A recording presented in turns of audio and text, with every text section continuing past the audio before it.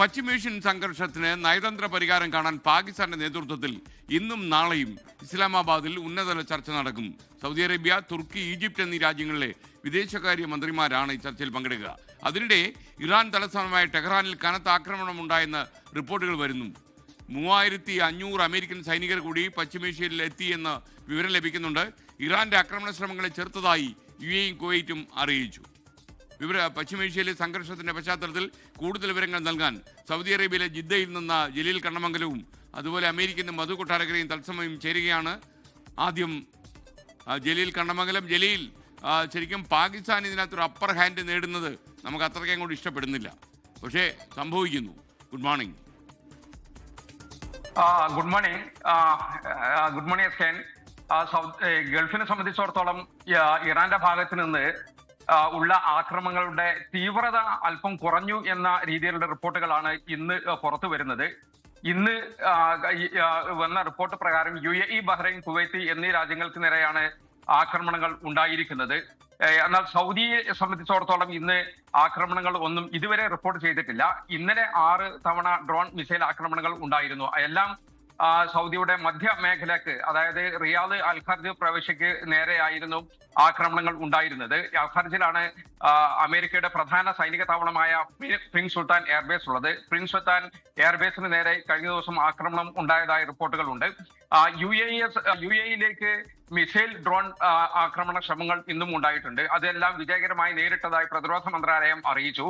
വലിയ ശബ്ദങ്ങളൊക്കെ കേൾക്കുന്നുണ്ട്. അതൊക്കെ ഈ ഡ്രോണുകളും മിസൈലുകളും തകർക്കുന്നതിന്റെ ശബ്ദമാണ്. ആരും പരിഭ്രാന്തി വേണ്ട, ഔദ്യോഗിക അറിയിപ്പുകൾ മാത്രം വിശ്വസിക്കണം തുടങ്ങിയ നിർദ്ദേശങ്ങളൊക്കെ പ്രതിരോധ മന്ത്രാലയം നൽകിയിട്ടുണ്ട്. ഇന്നലെ UAE-ക്ക് നേരെ ഉണ്ടായത് 20 തവണ 20 ഡ്രോണുകളും 37 മിസൈലുകളും ഉപയോഗിച്ചുള്ള ആക്രമണങ്ങളാണ് ഉണ്ടായത്.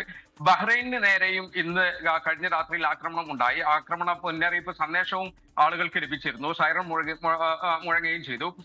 അതേസമയം ബഹ്റൈനിന്റെ പൊതുമേഖലാ സ്ഥാപനമായ അലൂമിനിയം ബഹ്റൈൻ, അതായത് ആൽബ പ്ലാന്റിന് നേരെ ഇന്ന് ആക്രമണം ഉണ്ടായിട്ടുണ്ട്. 2 ജീവനക്കാർക്ക് പരിക്കേറ്റതായി അധികൃതർ അറിയിച്ചിട്ടുണ്ട്. നാശനഷ്ടങ്ങൾ വിലയിരുത്തി വരികയാണ്. ബഹ്റൈനിൽ നിന്ന് വന്ന മറ്റൊരു നിർദ്ദേശം, വ്യക്തിഗത ആവശ്യങ്ങൾക്കോ അല്ലെങ്കിൽ വാണിജ്യ ആവശ്യങ്ങൾക്കോ ഒക്കെ ഉള്ള ഡ്രോൺ ഉപയോഗിക്കുന്നതിന് നിരോധനം ഏർപ്പെടുത്തിയിരിക്കുകയാണ് ഒരു അറിയിപ്പ് ഉണ്ടാകുന്നത് വരെ.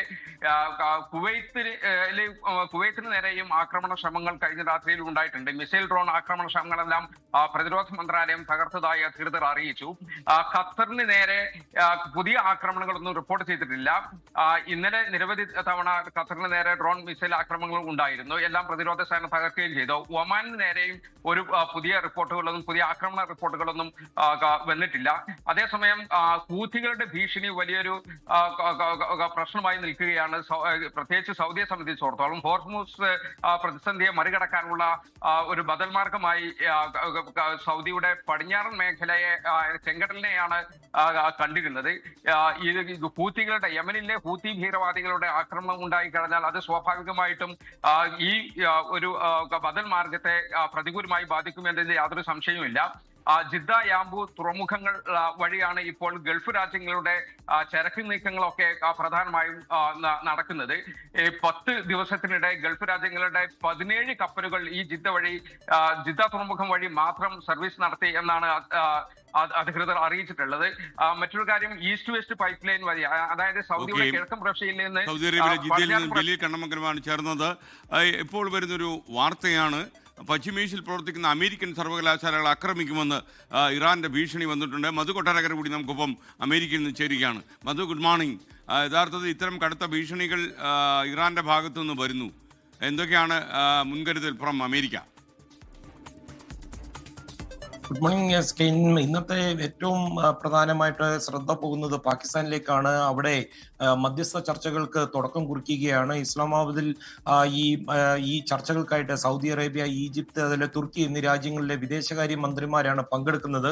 പാകിസ്ഥാൻ പ്രധാനമന്ത്രി ഷഹബാസ് ഷെരീഫുമായി ശനിയാഴ്ച ഏതാണ്ട് 1 മണിക്കൂറോളമാണ് ഇറാന്റെ പ്രസിഡന്റ് മസൂദ് പെസഷ്കിയാൻ സംസാരിച്ചത്. പാകിസ്ഥാൻ എടുക്കുന്ന മുൻകൈ ശ്രമങ്ങൾക്ക് അദ്ദേഹം പ്രശംസിച്ചു. എന്നാൽ ഈ ചർച്ചകളൊക്കെ വിജയിക്കണമെങ്കിൽ പരസ്പരം പരസ്പരം വിശ്വാസം അത്യാവശ്യമാണെന്ന് ഓർമ്മപ്പെടുത്തിക്കൊണ്ടാണ് ഈ ചർച്ചകൾ ഇന്ന് ആരംഭിക്കുന്നത്. നേരത്തെ ഈ അമേരിക്കൻ പ്രസിഡന്റ് ഡൊണാൾഡ് ട്രംപിന്റെ പ്രത്യേക പ്രതിനിധി സ്റ്റീവ് വിറ്റ്കോഫ് ഇറാനുമായിട്ടുള്ള യുദ്ധം അവസാനിപ്പിക്കുവാൻ പാകിസ്ഥാൻ മധ്യസ്ഥനായി പ്രവർത്തിക്കുന്ന വിവരം ഔദ്യോഗികമായിട്ട് സ്ഥിരീകരിച്ചിരുന്നു. വൈറ്റ് ഹൗസിൽ ക്യാബിനറ്റ് യോഗം ഉണ്ടായിരുന്നു. അവിടെ വെച്ചാണ് ഈ വെളിപ്പെടുത്തൽ നടത്തിയത്. ഒരുപക്ഷെ തുടർ ചർച്ചകൾക്കായിട്ട്, അതായത് ഈ ആദ്യഘട്ട ചർച്ചകൾ വിജയിക്കുകയാണെങ്കിൽ ഒരു US vice president JD Vance തന്നെ പാകിസ്ഥാൻ സന്ദർശിച്ചേക്കുമെന്നുള്ള സൂചനകളുമുണ്ട്. അതേസമയം നേരത്തെ സൂചിപ്പിച്ചതുപോലെ വലിയ തോതിൽ നാവികസേനയെ അമേരിക്ക വിന്യസിക്കുകയാണ് പശ്ചിമേഷ്യയിലേക്ക്.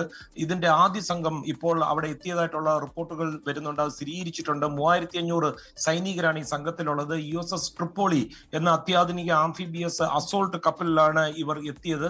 രണ്ടാം സംഘം ഇതിന്റെ തൊട്ടു പിന്നാലെ വരുന്നുണ്ട്. സാന്റിയാഗോയിൽ നിന്ന് ഇവർ പുറപ്പെട്ടു കഴിഞ്ഞിട്ടുണ്ട്. USS ബോക്സർ എന്ന കപ്പലിൽ ഇവിടെയും 2500ഓളം നാവികസേനാംഗങ്ങൾ ഉണ്ടെന്നാണ് പറയുന്നത്. അതേസമയം ഈ അമേരിക്കൻ സൈനിക ദ്വീപായ ഡീഗോ ഗാർഷ്യ, നമ്മുടെ ഇന്ത്യൻ മഹാസമുദ്രത്തിലുള്ള ഇതുൾപ്പെടെയുള്ള വിവരങ്ങൾ, ഈ പശ്ചിമേഷ്യയിലെ മറ്റ് സൈനിക താവളങ്ങളെ കുറിച്ചൊക്കെയുള്ള വിവരങ്ങൾ ഇറാന് റഷ്യ ഇന്റലിജൻസ് വിവരം കൈമാറി എന്ന് യുക്രൈൻ പ്രസിഡന്റ് സെലൻസ്കി ആരോപിക്കുന്നു. കുവൈറ്റ്, സൗദി അറേബ്യ, തുർക്കി, ഖത്തർ തുടങ്ങിയ പ്രധാനപ്പെട്ട 7 സൈനിക താവളങ്ങളുടെ വിവരങ്ങളാണ് റഷ്യ ഇറാൻ കൈമാറിയതെന്നാണ് സെലൻസ്കിയുടെ ആരോപണം. അതേസമയം ഇറാന്റെയും ഹിസ്ബുള്ളയുടെയും ഒക്കെ ആക്രമണങ്ങൾക്ക് പിന്നാലെ ഇസ്രായേലിനെ ലക്ഷ്യമിട്ട് യമനിലെ ഹൂതി വിമതരും വലിയ തോതിൽ മിസൈൽ ആക്രമണം നടത്തിയിട്ടുണ്ട്. ഇസ്രായേലിന്റെ തെക്കൻ മേഖലകളിലാണ് ഇവർ ഈ ആക്രമണം നടത്തിയത്. ഹൂതികൾ നടത്തുന്ന ഒരു രണ്ടാമത്തെ ഏറ്റവും വലിയ ആക്രമണമാണെന്ന് വേണമെങ്കിൽ പറയാം.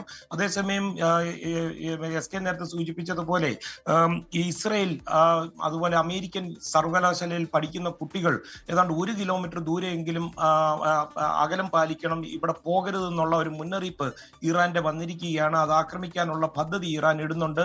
ഇറാന്റെ യൂണിവേഴ്സിറ്റി ഓഫ് ടെക്നോളജി എന്ന അവിടെ നടത്തിയ ആക്രമണത്തിന് പകരമായിട്ടാണ് ഇത് ചെയ്യുന്നത്.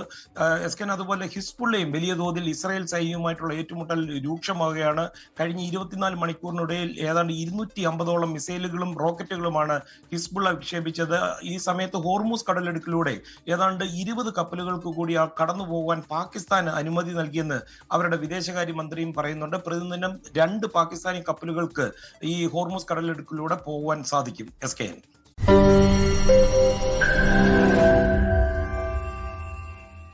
ലോകത്തെവിടെയായാലും ഏത് സമയത്തും 24 വാർത്തകളും ഓഗ്മെന്റഡ് റിയാലിറ്റി പാക്കേജുകളും എക്സ്പ്ലെയിനറുകളും വിശദമായി കാണാൻ ഞങ്ങളുടെ YouTube ചാനൽ നിങ്ങൾക്ക് സബ്സ്ക്രൈബ് ചെയ്യാം.